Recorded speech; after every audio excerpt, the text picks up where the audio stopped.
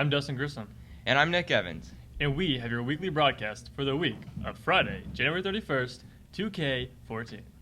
Want to know about extremely easy ways to get both you and your friends in the yearbook? Drew Martin shows us how with the Replay It app. Strange fruit hanging from the poplar trees, from the poplar trees.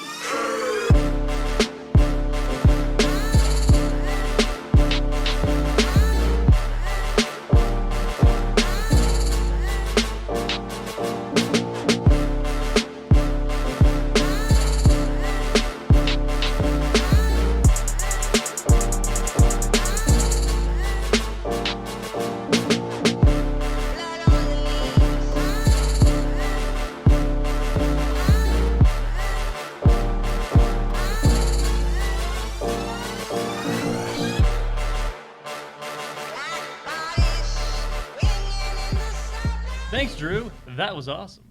This weekend, the annual Riley Dance Marathon takes place this Saturday from 6 to 10. Jake Smith brings us more information about this charity event.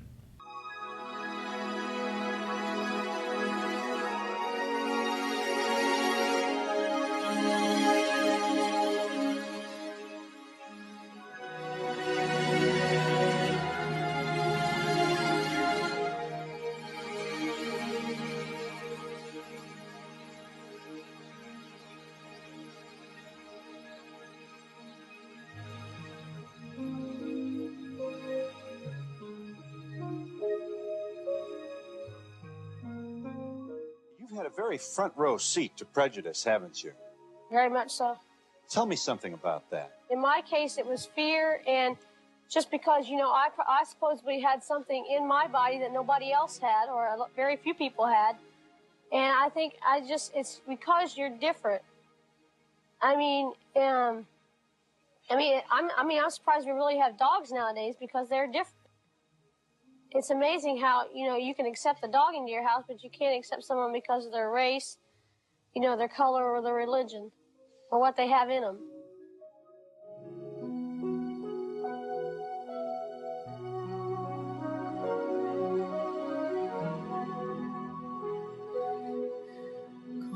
I figure, since this is the way the hand was dealt, that I got to live with it this way, and I'm going to try to help anybody I can.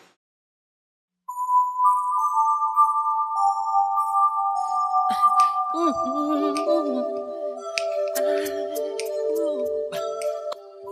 gonna make a change for once in my life. It's gonna feel real good. Gonna make a difference. Gonna make it right. Promises, and they still feel oh so wasted on myself. Promises, and they still feel oh so wasted on myself. Promises, and they still feel oh so wasted on myself.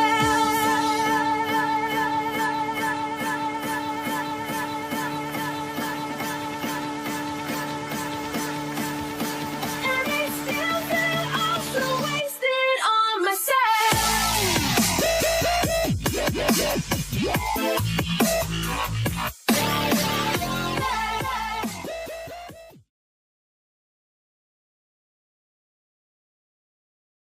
When our daughter Tilly was born, we thought we were old pros at this whole birthing thing. So we weren't terribly concerned about it. Margot's water broke in the middle of the night. We went into the hospital, put the monitors on. I fell asleep on the couch. At some point, I woke up and asked Margot if I could go get some breakfast before all the action started.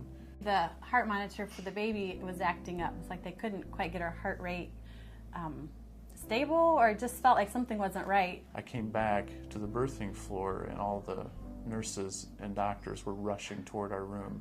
And that was the most terrifying thing I've ever seen. One of the neonatologists at Parkview Hospital in Fort Wayne, where Tilly was born, called because Tilly was showing signs of having a condition called hypoxic ischemic encephalopathy. This is a condition where some event around the time of birth causes deprivation of oxygen or blood flow. And so I'm standing there in the hall while Margot gets wheeled past and she's unconscious.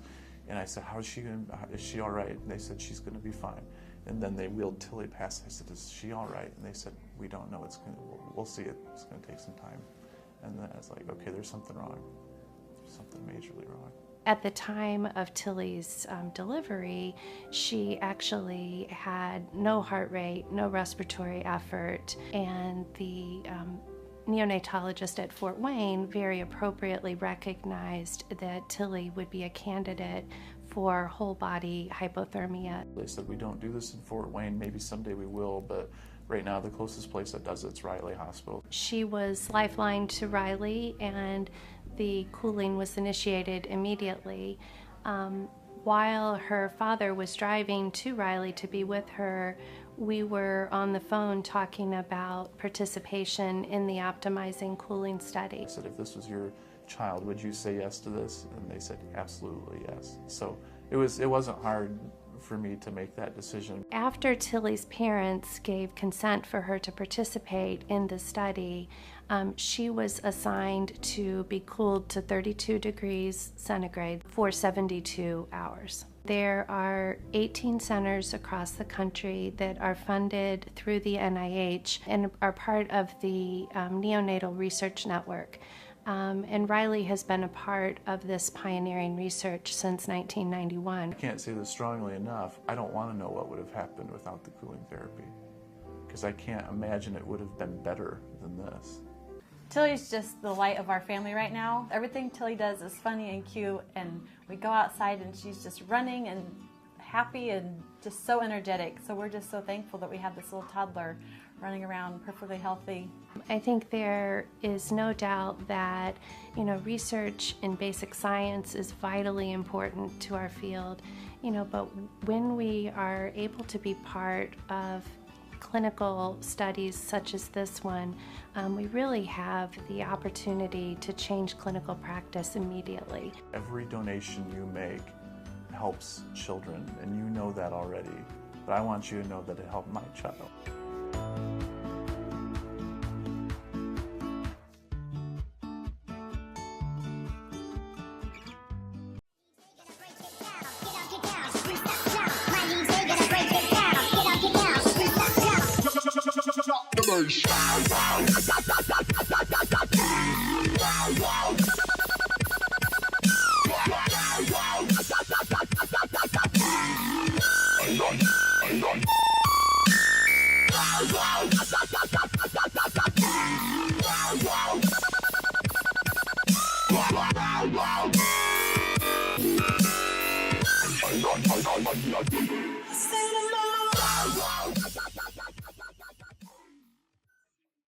Next up, Brian Boswell has this week's sports update.